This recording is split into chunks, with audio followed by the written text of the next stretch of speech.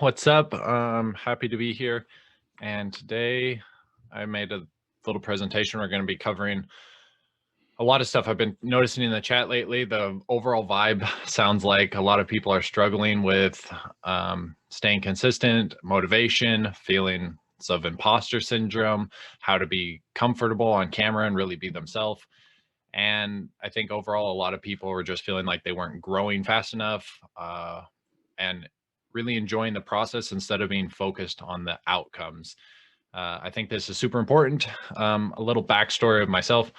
I actually have wanted to do YouTube for years and years and years. And I think if you guys are here, you probably have wanted to do YouTube for a long time. It's not like any of us have just stumbled into this and thought, might as well make a YouTube channel tomorrow.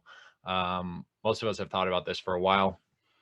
And for one reason or another, something held us back. And now we're here, and imposter syndrome is a real thing. It can set in, or we might not be growing as fast as we want and focusing on the results and not enjoying the process.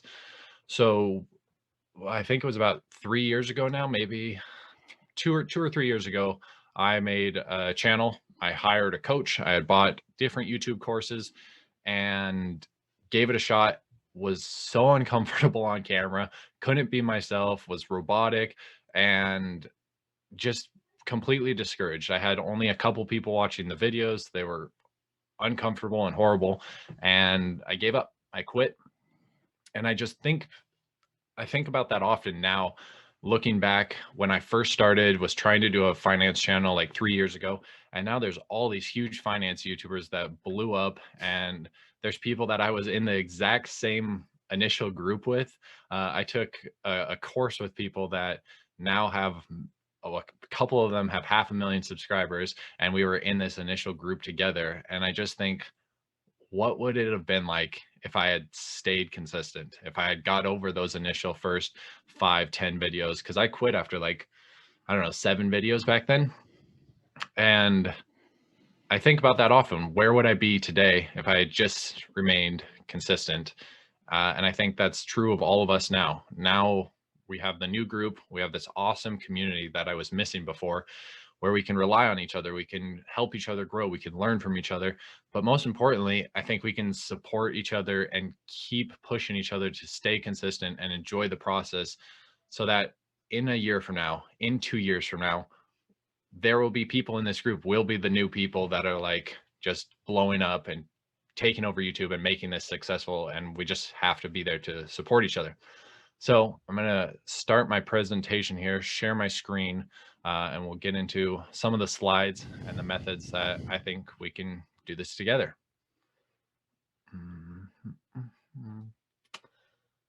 Let's go here. Let me know if you guys can see that now. Perfect. All right. So the first thing, something that I struggled with, is comfort on camera. How do you get comfortable on camera, or at least fake it and look like you're comfortable on camera? First, I wouldn't suggest anyone try to copy someone else.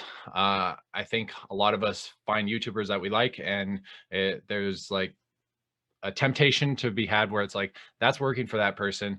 I'm going to just be the next Peter McKinnon. So I'm going to, what's up everyone, and start off my videos like that, or I'm going to steal this from someone else. And I think it's great to take inspiration, but it comes off really, really fake if you are being someone else. And when I wish I had the videos ready to share. I will do this at a later date. Also, when I get over being embarrassed about them. Some of my old videos are absolutely terrible. I wore a suit and tie because the coach had told me people would find my finance videos more like professional if I was wearing a suit and tie. It's just not me. It's not me at all. So I was wearing a suit and tie, and it was absolutely terrible. I was completely trying to be someone that I wasn't. I was copying other people in the space that were starting back then. And finding your own voice is important, but that doesn't mean if you're like unhappy with who you are on camera that you can't grow and learn to be more outgoing, comfortable, confident on camera. Because I'm not just saying be who you are, even if that's not who you want to be on camera. because I think there's easy techniques to learn to grow, become a better speaker, become better with your body language, presenting, gesticulations, moving your hands, engaging the camera. All of these things can be practiced. There's a great course for it that I plug under my videos on my regular channel. But if you guys are interested in that, the first place I would start is being comfortable with yourself, making videos like as often as you can to get in front of the camera, because it just gets easier. I had a bunch of practice with this when I started dating my wife. Back then we were living in separate countries, so we were spending so much time on camera together, doing Zoom calls and things like that, just to get used to it, and getting used to being weird, making silly faces, trying to make her laugh because she didn't even speak that great of English back then. And I think there's no replacement for practice. If we want to get better at anything, basketball, playing a sport, you have to put in the amount of practice, and being on camera is exactly the same. Then the second thing, and the number one thing that'll change your information, once you got the speaking down, the talking, the presentation, and it's going great, but you're not getting that conversion, you still feel robotic, is adding smiling. If you can just smile on camera and talk through a smile like I'm doing now, you can generate the joy and enjoy being there, but also you feel happy. But more than anything, it translates. A lot of us just do this on camera. We go, so today I'm going to tell you guys about this. My name's Nathan. Thank you all for being here. And it just comes across super robotic and boring. And it's like, I don't want to look at this person anymore. Let me change to something else. So I think the first way to do it is practice talking through a smile. It can be really strange at first, but I think it's like a life hack and a great tip to do, because it just makes life more enjoyable, especially if you can really not fake it, but start to find enjoyment. Which brings me to my next slide. Self-amusement. Doing things, if any of you have watched any of my silly videos, they have a lot of self-amusement in them, because I get bored talking to a camera. So I start to say silly things and dumb things, and it makes me laugh. It brings my own energy back up, and then I can put that into my videos.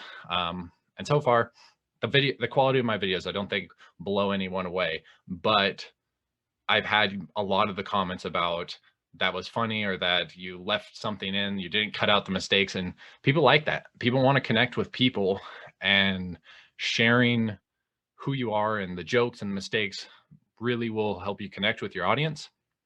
And I think all of us can practice this. And I have a picture of Chris Pratt up there because he is the king of self-amusement. All of his stuff, his jokes, his sense of humor, it's positive, it's welcoming. And this is someone that I think about of who I would like to model myself after. And there's a lot of different styles of humor. Humor is a big subject, but there's a lot of different styles. And something I think about really often is who I used to be and who I no longer want to be. Was someone that was sarcastic or wanted to be smart, wanted people to think like, oh, I had a witty, like zinger type comment. And it just didn't work well. I could maybe have people think I was clever, but nobody connects with that. You don't want that person around in real life. Like a Tony Stark is someone I think of for that. You don't want to hang out with a Tony Stark who's making you feel inferior. You want to hang out with someone like Chris Pratt.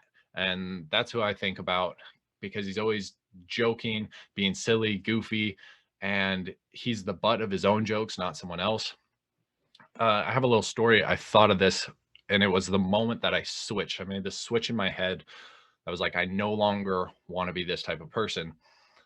I'm sure other guys, it's probably more of a guy thing than a girl, like joke around and rib each other, rib your friends, and kind of give them crap. And it can be a bonding experience. So I'm not here to say it's something that should be cut out all completely, but we were having a birthday party at my house.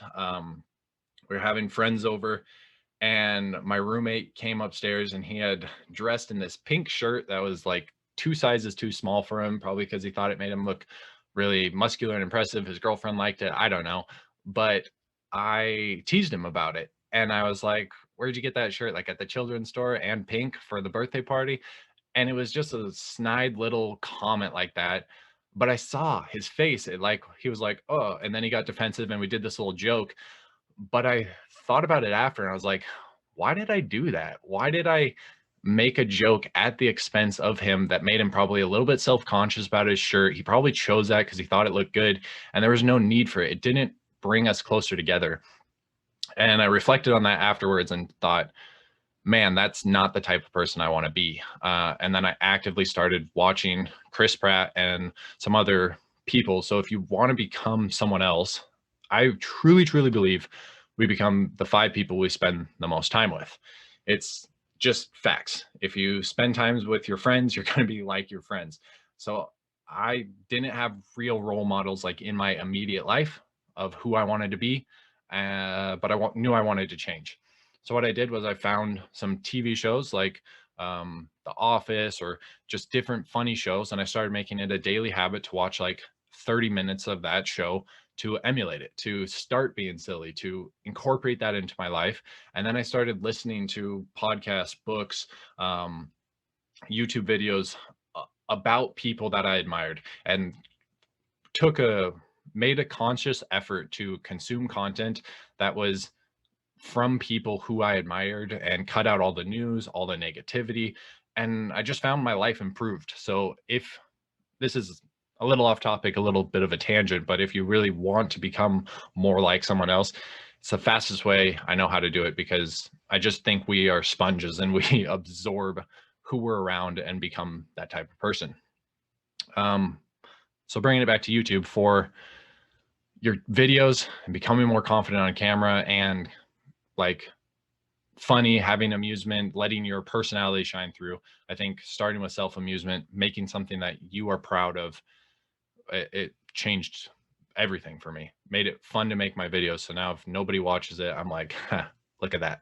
I was being a dork and somebody enjoyed that. I enjoyed it. So it doesn't matter as much who watches them now.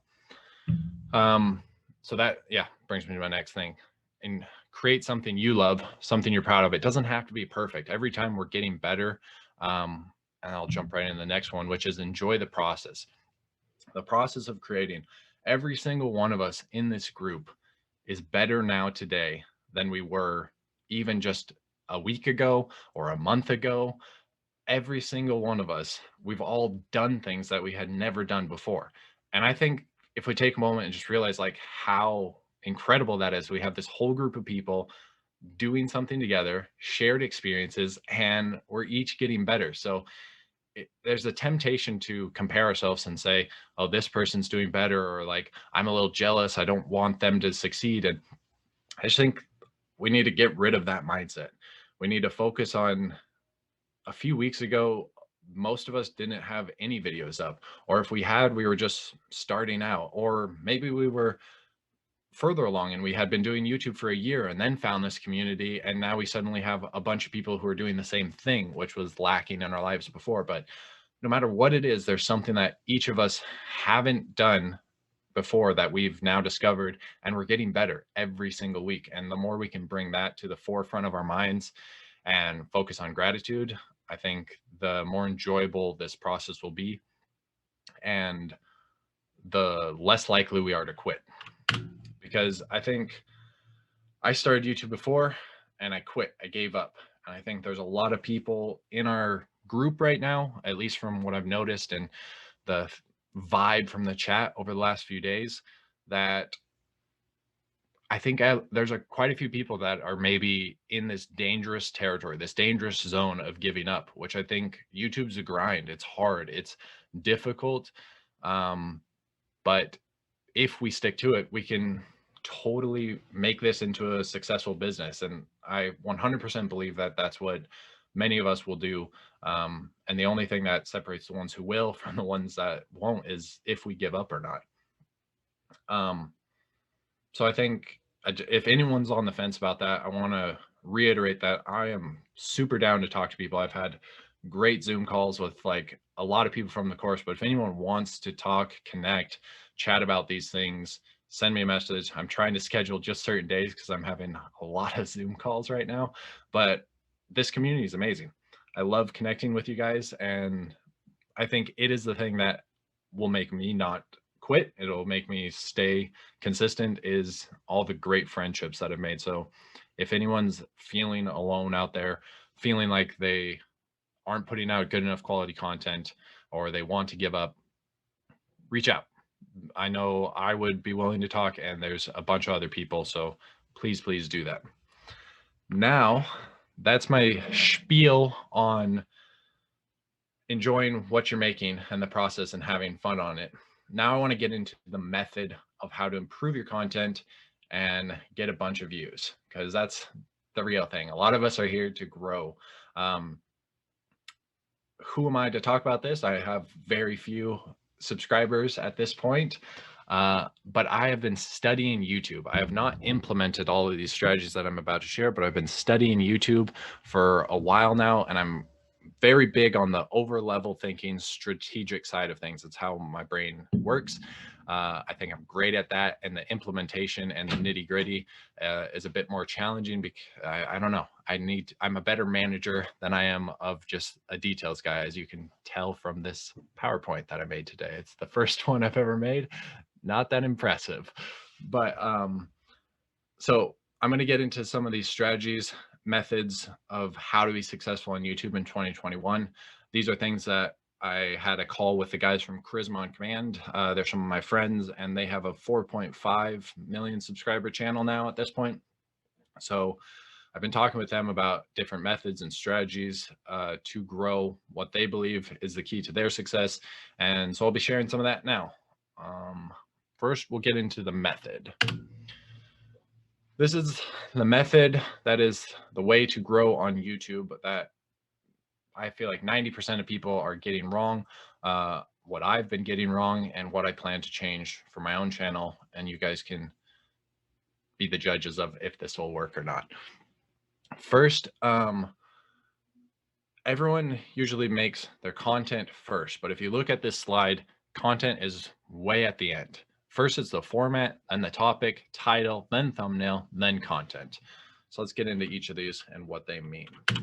The format. Format is what format are your videos in? Most of us in this course are doing the exact same format. We're doing talking head. And talking head is just what it sounds like. It's what I'm doing right now, sitting here in front of the camera, talking to it. It's what Ollie does. It's what 99% of YouTubers do, but I think it's not the best strategy anymore. And I think it's going to be difficult for us to grow if we stick with this format. So some other formats are animated videos.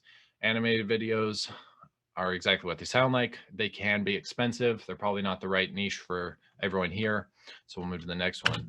Breakdown. The breakdown is what Charisma on Command uses mostly. It's also what I've experimented with, like how Ollie's magnetic video, where you're talking about another person or a subject or something like that, and you're breaking it down. And these are really popular. They're blowing up because people care about other people. You can use fame hacking in this. You can talk about Kevin Hart and why he's funny, then play clips from Kevin Hart, show a joke, and then analyze and voice over, oh, and why that joke worked is for X, Y, and Z. I think this can be taken across most niches and figure out how you can do breakdowns in there. I think they're like the most powerful strategy. They're my favorite right now. But also expert reacts and react videos. These have been really blowing up across there. We have like in the lawyer niche and just all sorts of different channels, Millionaire Reacts in the finance niche. Graham Stephan's doing this. And they seem to be, it's the focus isn't on yourself anymore. The focus shifts to be about something that's trending right now, something that's popular that a lot of people know on. So you can capture people's attention and get views from something that people wouldn't be searching for to find you, but they might be searching for the topic. And then you can position yourself as an expert and react and speak about that topic. And it's really, really doing well right now. As a side note, I've been talking with Bav and Alex, hacking Alex, and working with them, and we've been talking about scripting thumbnails, hooks. And if you take a look at either of their channels, they had a strategy before, and then we were speaking about implementing these things, and then they implemented these strategies that we talked about, and Alex's channel doubled in subscribers, and it blew up just from changing the format of his videos. He had some really niche hacking videos, and then we talked about implementing some of these formats, and his videos have been doing extremely well since then. Same with Bav. We talked about how to get her scripting and her hooks in the right format, and her first two videos have outperformed even any of my videos. So I know these techniques work, and yeah, I think that we'll jump on to the next one. Next is an interview / gimmick. If you guys have seen Hot Ones, where they're eating different hot wings while interviewing someone, there's people taking shots maybe every hour on a different interview channel. So this is a different type of format. If you want to do the interview with some sort of gimmick, it's really popular right now. Vlog channels, I'm sure many of you are familiar with vlogs. Might not be the style that anyone's going for. It's something I studied a lot over the last month of storytelling. I think you can really learn a lot from checking out some of Logan Paul's vlogs. Some of Eric is amazing to study. Mr. Beast, where they are telling a story through their day, but it's completely different than any of ours. If you've watched or seen how some of us in the community have started trying to do vlogs, I think there's a lot to be learned from checking out the people who are at the top and how they start their vlog off with a hook, a question. How am I going to accomplish this? Then there's 30 seconds of this is what we're doing today. Then there's some other pattern interrupt to capture attention, steal it back to the audience before moving on. And they're structured this way that throughout the entire thing, it's capturing attention, presenting some sort of problem, and then leaving a hook of, will we be able to solve this? And immediately when they solve some small problem, it deflates the tension. The audience goes, oh, okay, they got it. And that's when you're going to get people clicking away. So then they present, oh my gosh, that wasn't the real problem. Here's the real problem. And that captures attention again. And the guys who are at the top of this niche are just doing that at a phenomenal level, whether you enjoy their content or not. Studying it and really learning about storytelling from how are they capturing these people's attention, because that's what it is. It's millions and millions of people are captured by what they're doing. So I think we have a lot that we can learn from that. Next, hidden camera prank and prank type reveal channels are another niche, another format that we can look at that's doing extremely well. I'll come back to this one.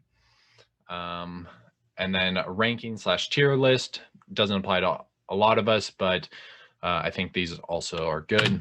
And then these two are just doing live. Sometimes YouTube pushes live videos further, or game show style. So that's all the formats. Oh, and music videos. I forgot music videos. Those are basically all the formats that I could come up with. If you guys can think of any other style type formats that wouldn't fit into those categories, I'd be curious to hear about it.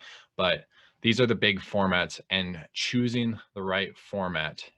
We'll jump to the next slide. This is from Charisma on Command. Talking head is lazy and doesn't work anymore. We have Charlie here on the left, and he's talking about confidence, charisma, those things. It's got 520K views. A lot of us would think that's fantastic, that's amazing. But as soon as he shifted it to a breakdown video, these were made within 2 weeks of each other, and it got 3 times more views when he was talking Famejacking, talking about Conor McGregor and doing a breakdown style. So getting the format right. James Johnny, another perfect example. He had, if you look at his channel, he's only got like 10 videos up there. His first ones now have quite a few views because of the bleed over from the other people watching them. But initially, he had talking head videos. They're great. He speaks eloquently, has that lovely British voice. So he sounds great, but his videos weren't doing that great. Then he changed the format to be a voiceover with this like documentary style, and he blew up. It's a lot more work for him to do that, but because talking head is the lazy way out. And as soon as he changed his format, he 10x'd his views. So I think any of us, before we really focus on our content, should decide which format we want to do. It's one of the most important things that I think can take a good video where you have a good solid script and you're saying everything right, but you're losing audience or not getting the reach you want. If you can switch that format, I think it can really blow up channels. I've seen it happen across the space with different people. And that's what I'm experimenting with right now, is trying to decide which format I want to do. And you guys will be seeing that play out over the next few months while I experiment, and hopefully we'll find something that sticks. Let's go to Famejackings. So this is the jump rope dudes. So they, if you look, they had all these jump roping videos. They're getting like 7,000 views, 46,000 views, things like that. And then as soon as they went to famejacking and doing a breakdown style where they were using like how to get a body like Brad Pitt, they knew people were searching for that, and you want to zoom out and go for the result people want. Maybe not as many people are looking for jump roping or how to jump rope, but a lot of people want to get a good body. So you can zoom out and solve the problem that a lot of people want. And the solution to that ends up being your channel and jump roping, but people aren't thinking that way right away. So they titled their video how to get a body like Brad Pitt, have Brad Pitt. They do a breakdown of it, and in that video they end up for a short segment of it talking about jump roping, and then they can pitch their product. Let's go. This is the Chinese one, which go ahead. Someone, I just had a quick question for you, which is just around like merging different types of these kind of like styles into one. So in terms of like fame hacking stuff, talking head stuff, live stuff, like from what you saw on the kind of creators content course, I can't remember what it's called, do they suggest kind of like sticking to one style, sticking to a few styles? Because I don't know if I would totally want to do like all fame hacking stuff, but I may want to do some fame hacking stuff that's kind of like relevant to my niche or relevant to kind of like what I'm focusing on. So is kind of doing a mix also okay or not? first and foremost, everything's okay. It's just YouTube. We can make videos on everything. So I think framing it as what is someone's goal is the first question. Whenever I'm trying to give advice, I would like to ask someone what their goal is so I can make sure I give advice towards their goal and that I'm not just spouting off what I think people should do, because I think people should do what they want. But if someone's goal is to grow on YouTube, like what Ollie said, like what a lot of people say, is niche down to blow up, choose a style, run with it, and make that your thing. All of us on this call and most of us in the group are small enough that we have the luxury to be able to experiment and try everything. The people who are subscribed right now, just like us, and most of them aren't going to be like, oh, this is a new style, I'm unsubscribing. So we have this flexibility to try things, see what works, find something that works, and if we also enjoy doing it, double down on that approach. I think many of our channels a year from now, as long as we're making consistent videos, will be completely different than even what we imagine they're going to be right now. I don't think many creators set out to be like, I'm going to do this and this is exactly what my channel is going to be, and they force it. Instead, you create, learn what's working, what's not, try and implement those things, take what you like, be true to yourself so you're not just forcing yourself to make content you hate, but take the things that are working and you think, oh, I think I could do that. And as you get success in something, I think your audience will start to tell you what they want to see more of. You can learn all this by the views and analytics. So I think it's just a testing period over time, and all of us should be testing right now. Nice. Cool. Good advice. Cool. So I'll jump back into this slide here. This is a Chinese, it's like a white guy who can speak Chinese. 2 years ago, he was making these videos where his thumbnails were fine. He has an expressive face. He's doing the right things. His titles were in Chinese, so I can't read it. And he was getting like 4,000 views, 26,000 views on one of his most popular ones from 2 years ago.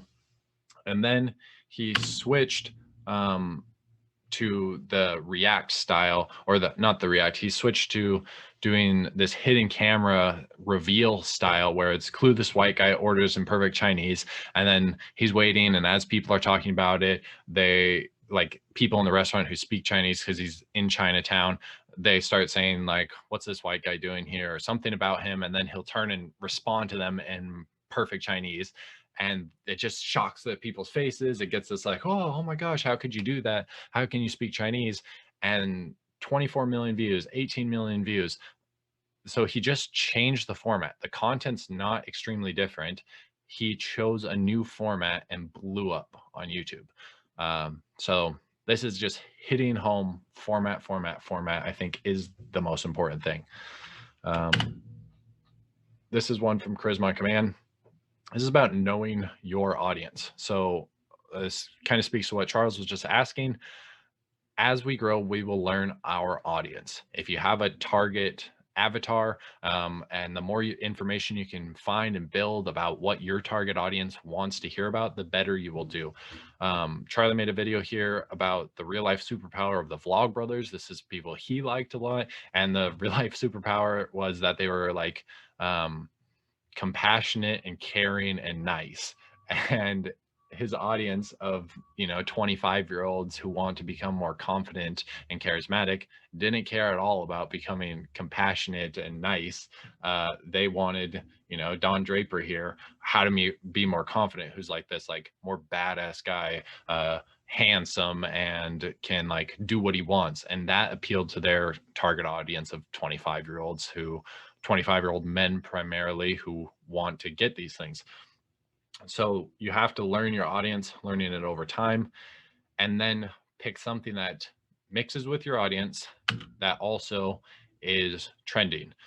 You can use Google Trends for this, and you can go on there and search. This is a comparison between Conor McGregor and Ryan Gosling. So if they were doing a breakdown of like the confidence or charisma or whatever about the two of these, you can see on YouTube or on Google Trends, there's a search function for YouTube searches, and you can just track different people's names, different ideas you're thinking about making, Google versus this, and you can find these trends. So the search volume there is super high for Conor McGregor because he had a fight coming up. So that's what they chose. Then they tried to release their video close to that, and it did extremely well. So it's something else to think about when we're choosing that. Now we'll jump on to the next section it's a little bit about titling and figuring out how to make.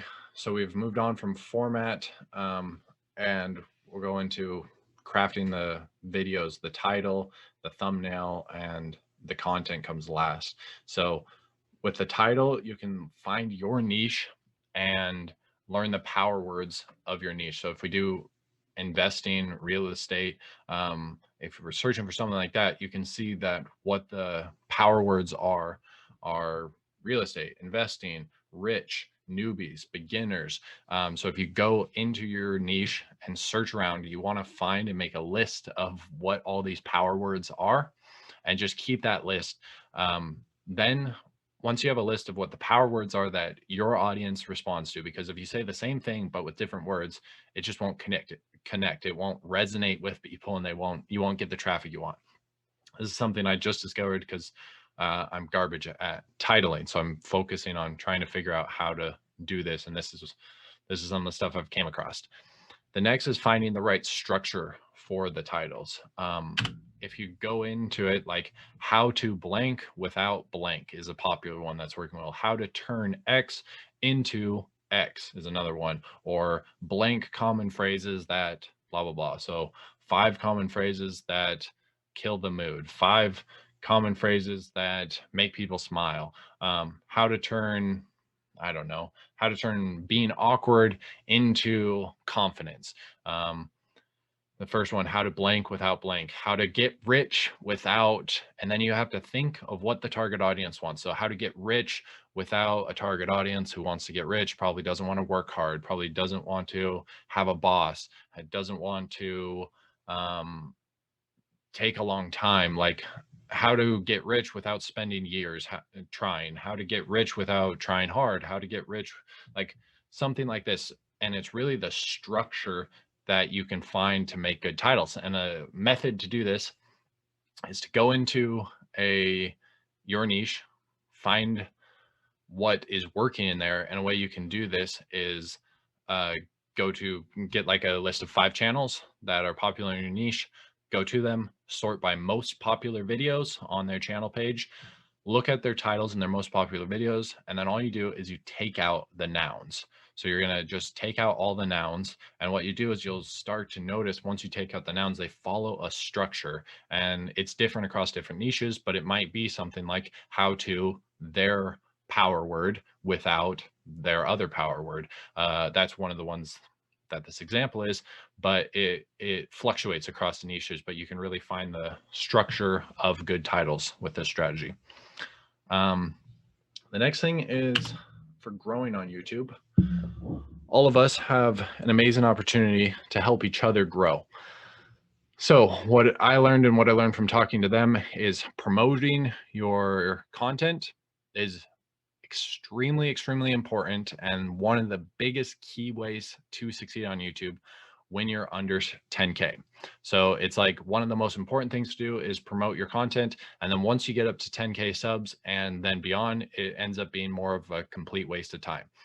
What exactly do I mean by this is like someone like Graham Stephan, Charisma on Command, any of these bigger channels, if they were to join a Facebook group and promote themselves in there, or go to Reddits or forums or things of this nature, it's just going to be a waste of time. They're going to get a few hundred extra subs. The YouTube algorithm pushes their content so much, but to get the algorithm to start recognizing our content and pushing it out and growing us, we have to get up to somewhere around the 10K sub mark and be making good quality videos. And the fastest and best way to do that is by promoting. How we can do this is, I'm not talking paid promotions, is a few different methods.